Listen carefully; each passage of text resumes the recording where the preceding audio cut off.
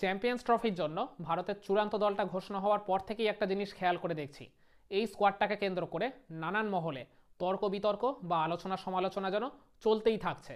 অবশ্য এটা হওয়াটাও স্বাভাবিক, কারণ ভারতের মতো এত বড় একটা ক্রিকেট খেলুড়ে দেশ থেকে যখন কোনো আইসিসি ইভেন্টের জন্য ওই চূড়ান্তভাবে 15 জনকে বেছে নেওয়া হয়, তখন ওই স্কোয়াডটাকে কেন্দ্র করে নানান প্রশ্ন ভক্ত সমর্থকদের মধ্যে ভিড় করে, যে অমুক প্লেয়ারকে কেন দল থেকে বাদ দেওয়া হলো বা তমুক প্লেয়ারকে কেন দলে জায়গা দেওয়া হলো, এরকম নানান আগ্রহের জায়গা তাদের মধ্যে দেখা যায়।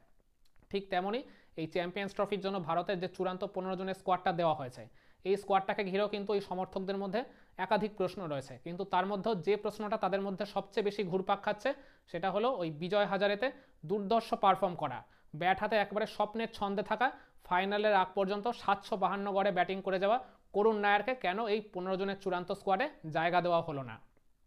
এটা নিয়ে যখন ওই সাংবাদিকরা সিলেকশন কমিটির হেড অজিত আগারকারকে যখন প্রশ্নটা করেছিলেন, তিনি বলেছিলেন যে করুণ নায়ারের ব্যাপারটা তাদের মাথায় ছিল।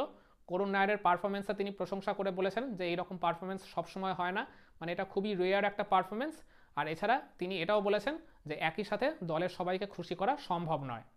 মানে এই আর কি বার্তাটার মাধ্যমে তিনি এটাই বুঝিয়ে দিতে চাইছেন যে করুণ নায়ারের পারফরমেন্সটা মানে যতই আর কি আপ টু দ্য মার্ক হোক না কেন, বা আর কি ওয়ার্ল্ড রেকর্ড গড়া হোক না কেন, বা আর কি মানে অন্যান্য আর কি প্রাক্তন ক্রিকেটারদের থেকে মানে যতই তিনি প্রশংসা পান না কেন, করুণ নায়ারের কথাটা হয়তোবা আর কি সিলেকশন প্যানেল বলুন কিংবা ভারতের টিম ম্যানেজমেন্ট মানে কোনোভাবেই বিবেচনা করেই দেখেনি চ্যাম্পিয়ন্স ট্রফির চূড়ান্ত স্কোয়াডের জন্য। তো আগারকারের এই মন্তব্যের পর ভক্ত সমর্থকদের একটা অংশ তীব্র প্রতিক্রিয়া দেখিয়েছেন। তারা এটাই বলছেন যে একজন প্লেয়ার তো নিজেকে প্রমাণ করবেন ডোমেস্টিক ক্রিকেটে, ঘরোয়া ক্রিকেট খেলেই। তো সেখানে করুণ নায়ার তো নিজের কাজটা যথেষ্ট ভালোভাবে করেছেন, একেবারে বলতে গেলে নিজের সামর্থ্যের বাইরে গিয়ে পারফরমেন্স করে দেখিয়েছেন। কিন্তু তারপরেও তিনি যদি জাতীয় দলে ব্রাত্য থাকেন, তাহলে এই ঘরোয়া ক্রিকেট খেলার যে আগ্রহ, সেটাই তো আর কি ক্রিকেটাররা হারিয়ে ফেলবেন। কিন্তু তারপরেও করুণ নায়ারকে এই চ্যাম্পিয়ন্স ট্রফির চূড়ান্ত 15 জনের স্কোয়াডে জায়গা না দেওয়ার পেছনে ভারতের টিম ম্যানেজমেন্ট কিংবা সিলেকশন প্যানেলের মধ্যে যে যে বিষয়গুলো কাজ করেছে বলে আমি মনে করি, তার মধ্যে একটা ডেফিনেটলি হলো করুণ নায়ার তার শেষ আন্তর্জাতিক ম্যাচ খেলেছিলেন 2017 সালে, আর শেষ ওডিআই খেলেছেন তারও আগে 2016 সালে। তার মানে হিসাব মতো 8 থেকে 9 বছর ধরে তিনি আন্তর্জাতিক ক্রিকেট থেকে অনেকটাই দূরে রয়েছেন। তো এখন হঠাৎ করে এই এত দীর্ঘ সময়ের বিরতির পর এই চ্যাম্পিয়ন্স ট্রফির মতো এত বড় একটা আসরে যদি তাকে খেলতে নামিয়ে দেওয়া হয়, তিনি যে ব্যাট হাতে সফল হবেনি তা সে ঘরোয়া ক্রিকেটে তিনি যতই ভালোই পারফরমেন্স করে আসুন না কেন, আন্তর্জাতিক ক্রিকেটের চাপ কিন্তু সবসময় একটা ডিফারেন্ট লেভেলের হয়ে থাকে। তার উপর আইসিসি ইভেন্টে তো সেটা মাত্রা আরও কয়েক গুণ বেড়ে যায়। তো এই কারণে হয়তোবা তাকে মানে সিলেকশন প্যানেল নিতে চায়নি। এছাড়া আরেকটা কারণও হতে পারে আর কি, ঘরোয়া ক্রিকেটে তিনি মানে অনবদ্য ব্যাটিং করেছেন। 9 ম্যাচের মধ্যে 5টাতেই তিনি সেঞ্চুরি করেছেন, তার মধ্যে আবার 4টাতে নট আউট ছিলেন। আর ফাইনালে তিনি 27 রান করে আউট হওয়ার পরেও তার ব্যাটিং গড়টা ছিল প্রায় 390। কিন্তু মানে বিজয় হাজারে ট্রফিতে যে বোলিং অ্যাটাকের এগেনস্টে তিনি এই রানগুলো করেছেন, যে বোলিং চ্যালেঞ্জ তাকে ফেস করতে হয়েছে, ইন্টারন্যাশনাল ক্রিকেটে কি মানে তিনি ওই মানের বোলিং কি ফেস করবেন? তার থেকে অনেক উচ্চ মানের অনেক হাই স্ট্যান্ডার্ডের বোলিং তাকে কিন্তু ফেস করতে হবে।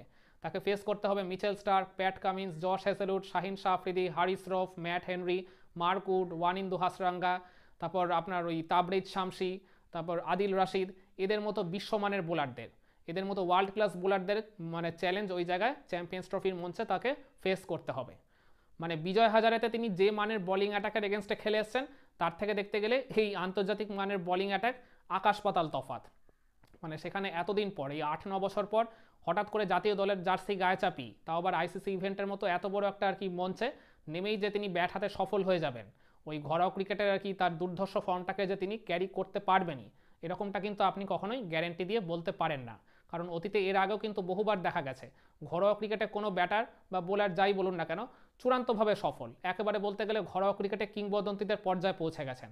কিন্তু যখনই তাকে আন্তর্জাতিক মঞ্চে নামিয়ে দেওয়া হয়েছে, জাতীয় দলের জার্সি গায়ে চাপিয়ে নামিয়ে দেওয়া হয়েছে, তখনই দেখা গেছে তিনি মানে সবাইকে হতাশ করেছেন, তা সে ব্যাটারের ক্ষেত্রেই হোক কিংবা বোলারের ক্ষেত্রেই হোক না কেন। মানে সবাই যে আন্তর্জাতিক ক্রিকেটের চাপটা বেশ ভালোভাবে সামলাতে পারবেন মানে যে কোনো মঞ্চে বা যে কোনো পরিস্থিতিতে গিয়ে, এটা কিন্তু কখনোই গ্যারেন্টেড নয়। হ্যাঁ, আপনি বলতে পারেন যে করুণ নায়ার তো এর আগে টেস্ট ক্রিকেটে ট্রিপল সেঞ্চুরি করেছিলেন, তারপরে তাকে আর কি মানে দল থেকে বাদও দিয়ে দেওয়া হয়েছিল। তার সাথে ডেফিনেটলি একটা ইনজাস্টিস হয়েছিল ঠিকই, কিন্তু সেটা অনেক দিন আগেরকার কথা। এখন তার বয়সটা হয়ে গেছে 33। মানে এই 33 বছর বয়সে এসেও মানে তিনি ওই আন্তর্জাতিক ক্রিকেটের চাপটা ঠিকভাবে সামলাতে পারবেন কিনা, তাও আবার এই চ্যাম্পিয়ন্স ট্রফির মতো এত বড় একটা বৈশ্বিক আসরে, মানে সেই আর কি সব কিছু বিচার বিবেচনা করেই ভারতের টিম ম্যানেজমেন্ট কিংবা সিলেকশন প্যানেল আমার মনে হয় এই করুণ নায়ারকে চ্যাম্পিয়ন্স ট্রফির 15 জনের চূড়ান্ত স্কোয়াডে জায়গা দেয়নি। আর এছাড়া করুণ নায়ার মানে শুধুমাত্র এই মরশুমেই আর কি তিনি এত রান করেছেন হঠাৎ করে, মানে এর আগের কোনো মরশুমে তিনি কিন্তু ব্যাট হাতে অত ভালো পারফরমেন্সও জেনারেট করতে পারেননি। মানে 2-3 বছর ধরে টানা যে ধারাবাহিকভাবে তিনি ভালো পারফর্ম করছেন বিষয়টা কিন্তু মোটেই সেরকম নয়। তো সিলেকশন প্যানেল হয়তো এটাও ভেবেছে যে মাত্র এক মরশুমে ওই 9 ম্যাচের পারফরমেন্স দিয়ে একজন প্লেয়ারকে আর কি এত বড় আর কি বৈশ্বিক আসরে নিয়ে যাওয়াটা খুব একটা আর কি উচিত হবে না, বা ব্যাপারটা যথেষ্ট ঝুঁকিপূর্ণ হয়ে যেতে পারে।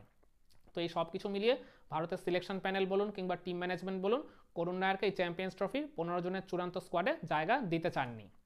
কিন্তু একটা কথা আমি আপনাদের ডেফিনেটলি আশ্বস্ত করে বলতে পারি, সামনে যদি এই চ্যাম্পিয়ন্স ট্রফির মতো এরকম একটা বৈশ্বিক আসর না থাকতো, যদি ভারতের জন্য নর্মাল একটা বাইল্যাটারাল সিরিজ থাকতো, তাহলে কিন্তু করুণ নায়ারকে ডেফিনেটলি আমার মনে হয় সিলেকশন প্যানেল ওই 15 জনের চূড়ান্ত স্কোয়াডে জায়গা দিলেও দিতে পারতো। এবার আপনারা বলতেই পারেন তার আগে তো ভারতের ওই ইংল্যান্ডের বিপক্ষে 3 ম্যাচের ওডিআই সিরিজ রয়েছে, ওটা তো একটা বাইল্যাটারাল সিরিজ। হ্যাঁ সেটা রয়েছে ডেফিনেটলি, সেখানে তারা চাইলে আর কি করুণ নায়ারকে সুযোগ দিতেই পারতো।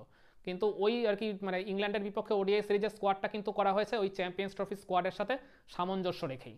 মানে চ্যাম্পিয়ন্স ট্রফি স্কোয়াডের প্লেয়ারদেরই কিন্তু ওই স্কোয়াডে রেখে একবার দেখে নেওয়া হবে ডেফিনেটলি, কারণ ভারত যেহেতু দীর্ঘ একটা সময় ধরে ওডিআই খেলেনি, তাই ওই প্লেয়ারটা কেমন ছন্দে রয়েছে সেটাও একবার দেখে নিতে চাইবে সিলেকশন প্যানেল। তো সেখানে ওই আর কি তারা কোনো বাড়তি এক্সপেরিমেন্ট ওই জায়গায় করতে চাননি। তো এই সব কিছু মিলিয়ে বিজয় হাজারে ট্রফিতে বিশ্ব রেকর্ড গড়েছেন তিনি, মানে ব্যাট হাতে দুর্দান্ত টাচে ছিলেন, একেবারে স্বপ্নের ফর্মে থাকা সত্ত্বেও মানে এই চ্যাম্পিয়ন্স ট্রফির 15 জনের চূড়ান্ত স্কোয়াডে তার জায়গাটা হয়নি। তো আপনারা কি মনে করেন ওই চ্যাম্পিয়ন্স ট্রফির 15 জনের চূড়ান্ত স্কোয়াডে ব্যাট হাতে স্বপ্নের ফর্মে থাকা করুণ নায়ারকে জায়গা না দিয়ে ভারতের সিলেকশন প্যানেল কি অনেক বড় একটা ভুল করে ফেলেছে, নাকি তারা যে ডিসিশনটা নিয়েছে সেটা তাদের দিক থেকে একদম পুরোপুরি সঠিক রয়েছে বলেই মনে করেন? কমেন্ট করে আপনার মতামতটা জানাবেন নাকি।